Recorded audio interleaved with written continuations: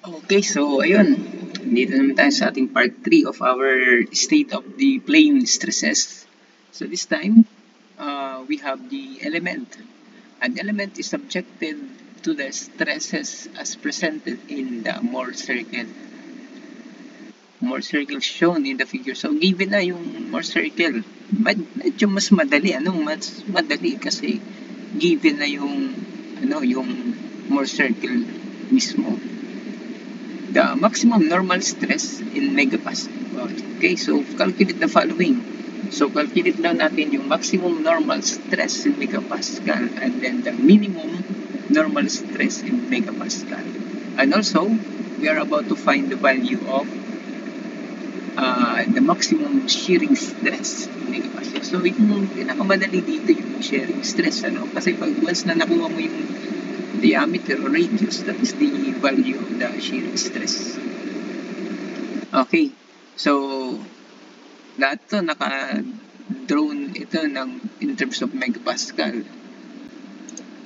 Okay, so in terms of megapascal ito, in terms of megapascal, in terms of megapascal. Okay, so paano natin ito isosolve? Okay, so subscribe mo muna yung ating channel. Okay, solve natin. Hanapin mo muna yung maximum normal stress. This is the maximum normal stress. Yan. Okay, so ito natin nakikita. To this point. From 0, 0 to this point. Okay, yan yung ating maximum normal stress. Okay? Pag muna natin yung value ng itong center. Kasi medyo mahirap kung hindi natin malalaman kung ano yung magiging value nito. Diba? So, paano natin mahanap yung value nitong center? The location of this one to this point. Okay, so we have 120, the average of 36 and 120. So what is the average? That's 1/2 of 36 plus 120, that is 78. Okay? That is our value here. Ibig sabihin, ito yung magiging, kung in terms of distance, that is the distance of 78. Kaya in terms of stresses tayo dito sa ating Mohr circle. Okay? So, ngayon, meron na tayong value niyan. Calculate natin yung triangle. Okay? Calculate natin itong triangle. Itong triangle, this would be the radius.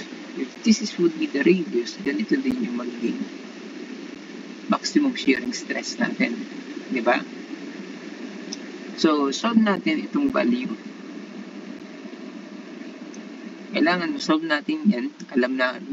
Alamin natin kung ano yung value na yan. Tapos itong value na ito. Okay? So, masosolve natin itong value na to using this. Ito kasi 120. Mula from this point up to this is 120.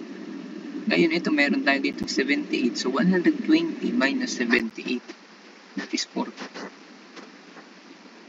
From center to this point. Okay?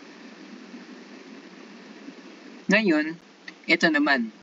Ilan ba tong value na to? So, given tayo, similar lang din yan dito.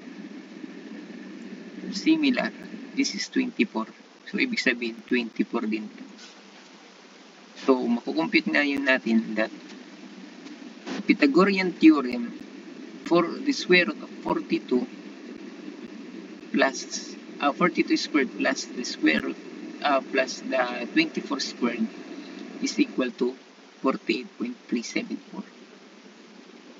Okay? Nasundan nyo? This is Pythagorean theorem lang. Meron tayo dito 24. 24 ito. 24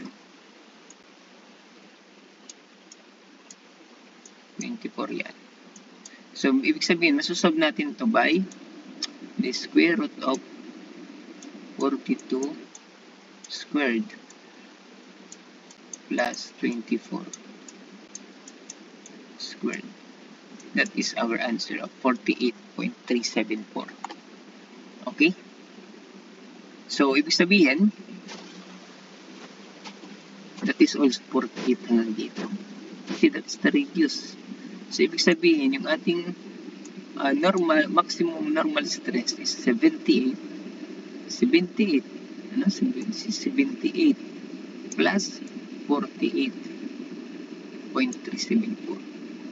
Okay, that is 126.374. Okay, that is our answer for the normal stress. How about for number 2?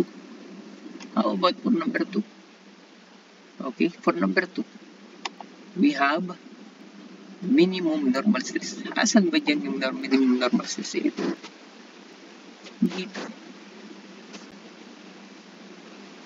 Dito sa point na yan, makikita natin yung minimum. Is 78 minus 48.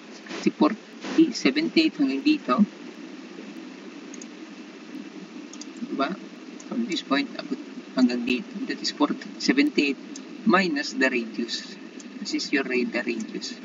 So that is equal to 29.626. Okay, so no need to compute. Kahit hindi mo alam yung